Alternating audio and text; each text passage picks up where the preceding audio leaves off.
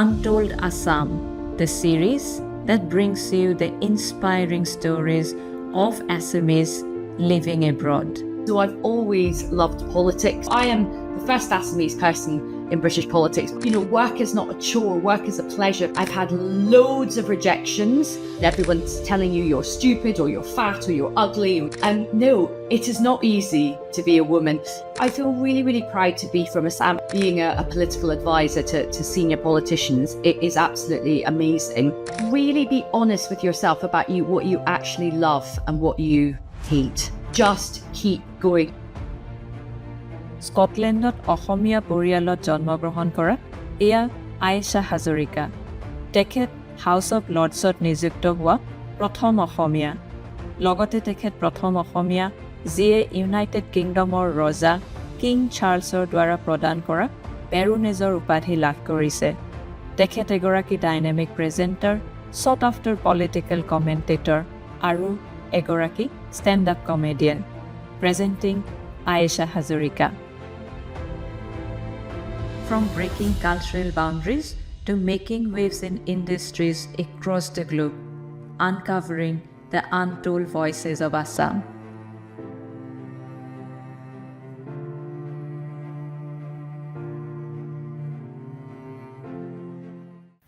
Ayesha, it's such an honor and a pleasure to have you here today. And, you are a sought-after presenter. Interviewing you is not going to be easy, but but I was looking forward to this conversation for a long time. So yeah, thank you so much. I'm thrilled. I'm excited. Well, listen, it's absolutely my pleasure. Thank you so much for wanting to speak to me. It's a great honor for me and my family to be having this chat, and I'm really looking forward to it as well. Thank you. So you hold several prestigious, highly prestigious titles. You have been honored as a baroness by His Majesty, United Kingdom's King.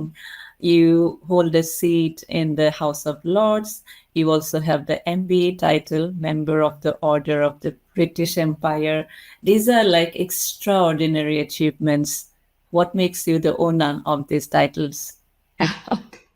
It's a good question. It's a question I sometimes ask myself. Sometimes I feel quite baffled by all of this. I don't really know the answer to that question. I mean, I think probably luck has had a big part to play in it, but also, I've been fortunate to work in areas that I really love and I feel really passionate about.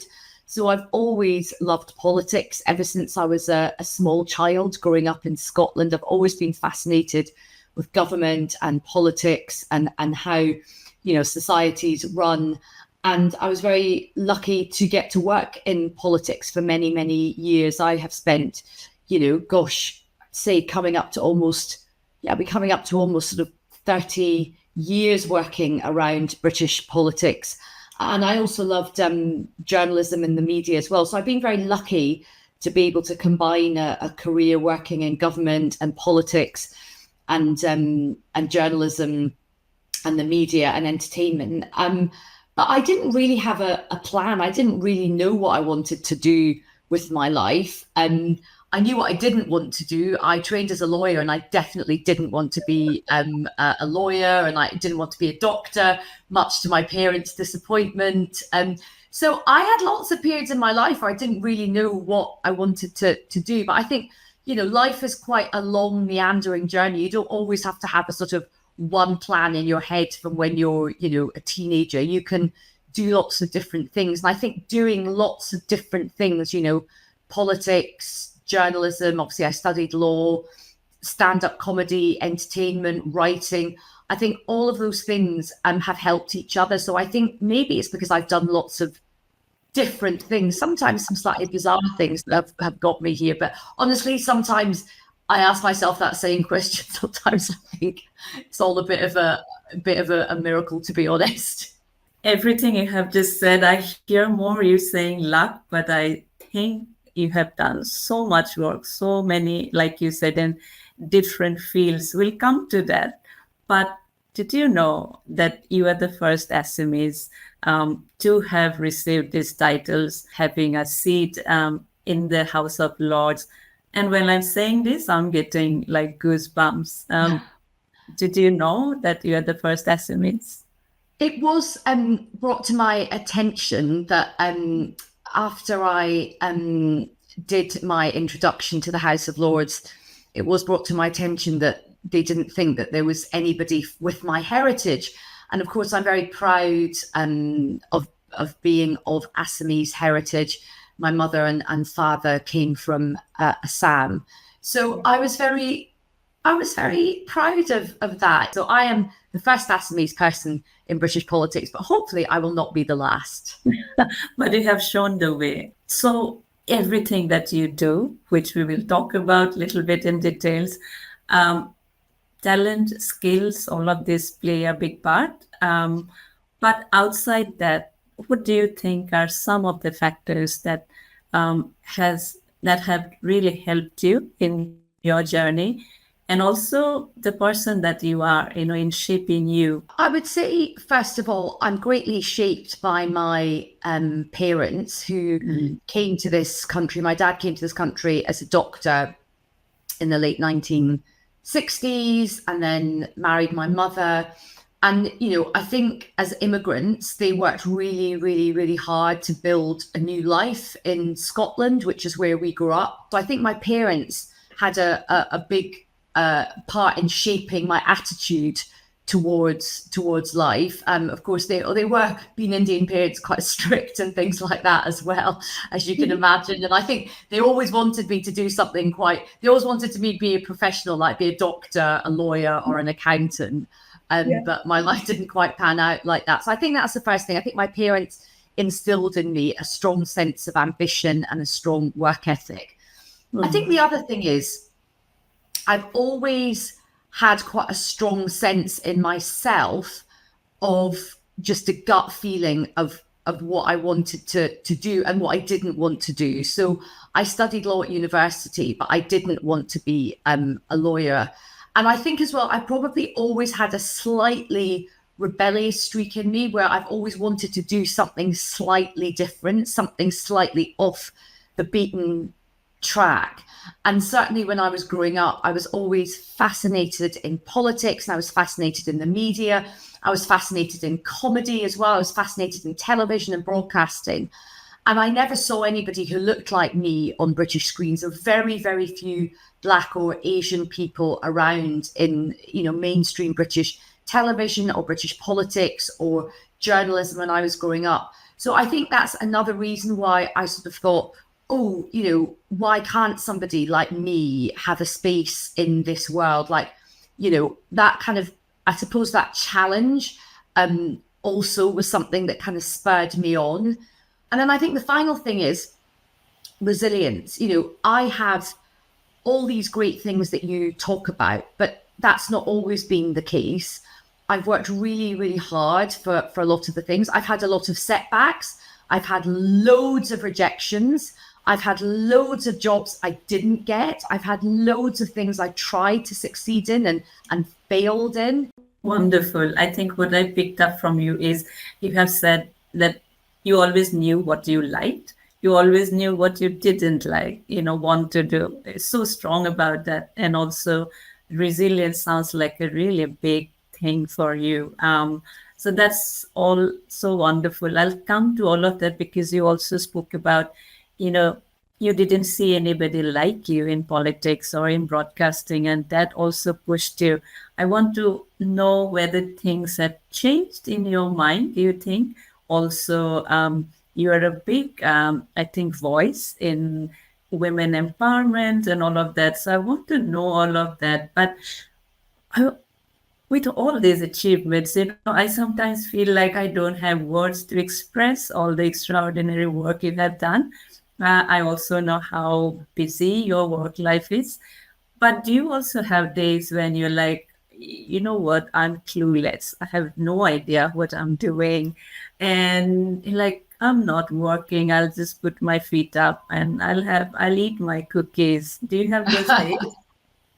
Oh my God, I have plenty of those days. I mean, I have so many days where I'm complete. In fact, I'd say most of my days I feel quite, what am I doing? I think everybody has that. Don't believe anybody who like looks like they're completely functioning at a high level 24/7. Very few people operate like that. Of course, I have many, many days where I feel like, I don't really know what I'm doing and, what's my plan and all of that stuff. And yeah, I have so many days where I just like to lie around eating cookies. Now, fortunately, because I'm so busy with my work and my schedule just does not allow me to lie around and eat cookies all day. But believe you me, if I had the opportunity to lie around and eat cookies all day, I would happily take that opportunity.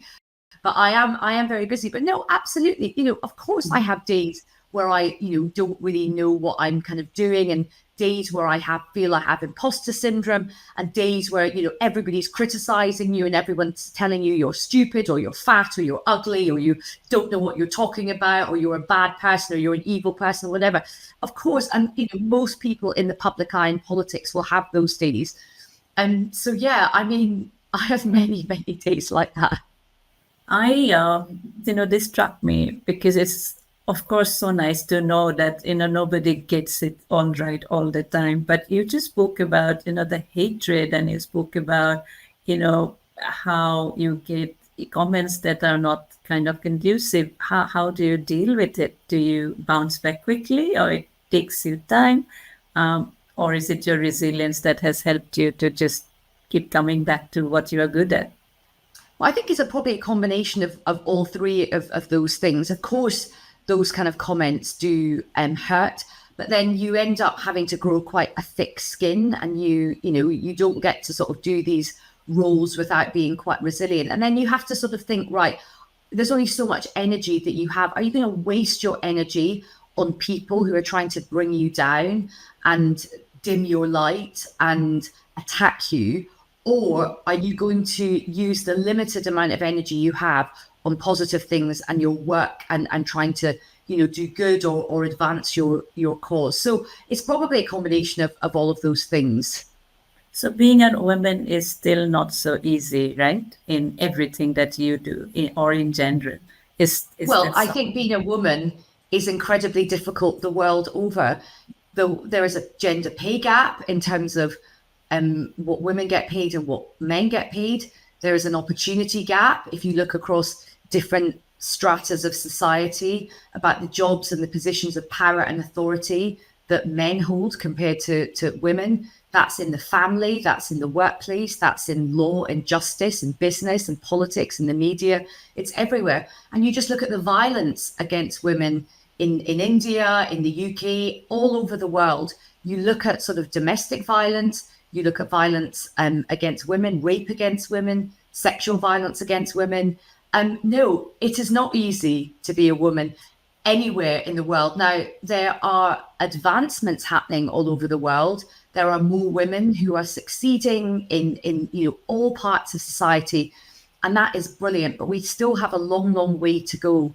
And we need to let young women know, particularly girls from a young age, know that they can be ambitious for themselves, that they can go on to have these big careers and these big lives, and that they should not be limited by their biological sex or the limits that society places on them as a woman. When you say, I don't know what is an Assamese household looks like, what you said, I think, is how Assamese households abroad, outside India looks like.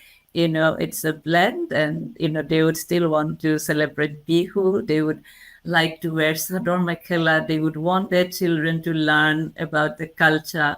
And talking about sador mekhela, I do remember that I did see that clip of the ceremony where you were honored with the Baroness title. I think your family who came, they came wearing sador mekhela. So that is quite nice to see. I also did hear your speech saying how, you are proud about your heritage, Assamese heritage. And just on that, I was so proud that my family were there, my mum and my dad, and also my cousin Ruxana. And actually, there's so many lovely pictures. But I think one of my favorite pictures is with my mum and my cousin. They look so beautiful wearing their mekli chadars. And I was so proud of that. And also, I think I feel really, really proud to be from Assam. Assam is such a special place. It's a really unique place in India. I have made a few visits. I would like to visit again soon. I'm long overdue a visit back home. I feel very proud to come from a place which is as unique and special as Assam. And I also feel very proud to have grown up in Scotland. So I feel like if you could not get a more perfect blend of sort of two places, Scotland and Assam.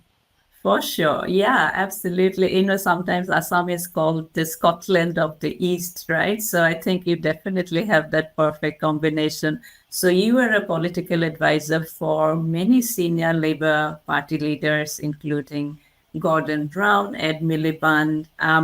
What was this role like? Was it more like writing speeches for them, preparing them for Q&A sessions? Is it quite a stressful job? Just want to know a little bit about it. I mean, it's literally the best job in the world. It is the most amazing job in the world. It's high stress, and high pressure, but it's high octane as well. And if you love politics, as I did and do, being a political advisor to senior politicians, it is absolutely amazing. So my job involved basically spending a lot of time with them, helping them in terms of their political strategy, helping with media strategy, preparing them for interviews with the press, speaking to the press on their behalf, helping them write speeches, helping them sort of think about, what do they want to achieve. When I worked for a woman called Harriet Harman, who is a very, very senior female political figure in British politics, she was a great feminist, so we really aligned on that. We put through a really important piece of legislation called the Equality Act, which was all about strengthening the law in terms of anti-discrimination, anti-racism, more rights for women and other minority groups. So, it was a huge privilege to do that job. You get to work with incredible people, really clever, driven, talented, successful politicians. So you get to learn a huge amount, and you have a bird's eye view of politics as well. Yes, it was very, very stressful, but show me a job which isn't very stressful. But the rewards were great as well, because you were changing things, you were changing the world, you were trying to advance a cause you really, really believed in. In this journey, what would you say have been your highs and lows and learnings and phases that you don't want to remember? If you have to pick up, do they come to your mind? So I would say that I'm very lucky. I've had many, many high points. I've been very lucky to have had this very varied and very interesting career. I mean, just to pick out a few highlights, I would say, working with my boss, Harriet Harman, and changing the law in this country on equality, that was a huge high point for me. Very few people get to, make their own legislation and get it on the statute book. So I was very, very proud of that. And even today, I still have people come up to me. That was, 14 years ago, that legislation. People still come up to me and say, that legislation changed my life. And that was an incredibly important piece of work. So I'm very pleased I got to do that. Also, my stand-up career was a real high as well. I loved performing shows at the Edinburgh Festival and things like that. That's been a great high for me. And, presenting my own radio show, I absolutely love broadcasting and having my own, radio show where I get so much time and I get so much freedom. And that's a great platform for me to talk about all the things I care about, from politics, the big news of the day, international politics, the arts and culture. That's a great platform. But I suppose really the real high point was going to the House of Lords. I am a really political creature. I love politics. I eat, sleep, breathe politics. So it was an enormous privilege, and I have to say an enormous surprise, to be given a life peerage by the now Prime Minister Keir Starmer, and to be asked to take a seat in the House of Lords. If you have to end with, a few things about success through your journey, what would they be? What are the things you will say about success? I'd say, first of all, really be honest with yourself about what you actually love and what you hate.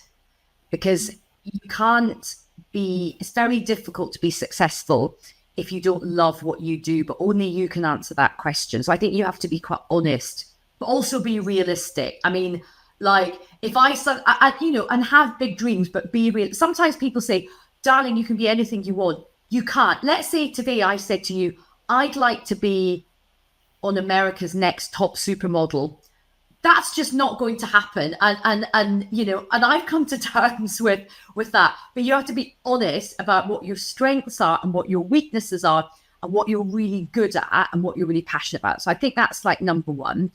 I'd say number two, never give up. Like, be resilient. Keep going, even if you just keep doing a little. Some days you're not going to feel like doing it. As you said, some days you might just want to lie around eating cookies, watching Netflix. You will have those days, but don't let those days happen too often. And even when you feel really despondent, even when you feel like you're not getting anywhere, it's all the more important to dig in and just keep going on those days, even if you just do a little bit, even if you just do something small to kind of move yourself forward. Just keep going. I think that's so, so important. I'm 48 now, and I still think I haven't even begun to do all the things that I want to do yet. There's so many things I haven't achieved yet, but I've just got to keep going. So you have to just keep going. And then I'd say that the third and really important thing is just don't take yourself too seriously. It's very, very easy, particularly in a world of social media and everybody bigging themselves up all the time. And I know I've done a bit of that in this interview, but honestly, just don't take yourself too seriously. Everybody has got really good things about them and everyone's got really bad things about them as well. You will have success. You'll also have things that go catastrophically wrong in your life as well. Everything's not going to be perfect. And it's really important, I think, to sort of, laugh at yourself and sometimes just laugh at your situation. I think not taking yourself too seriously is actually really, I think it helps you become a more successful person. I think it also helps you remain a slightly more sane person. I say slightly because I think we're all slightly insane, but it helps just, having a dark sense of humor can get you through some tough days. Amazing. All that coming from Ayesha, I think, there's so much to learn. And the time that you have given, you are truly an inspiration. And like I said, I was looking forward to this. Thank you so much for all the time you have given. And I wish you all the success in future. Oh, well, listen, thank you so much. Thank you so much for asking me for this interview. I'm so honoured that you wanted to speak to me, and thanks for such a great interview, such brilliant questions. It's been a real pleasure. Thank you. Real pleasure as well. Thanks, Ayesha. Bye for now. Bye-bye.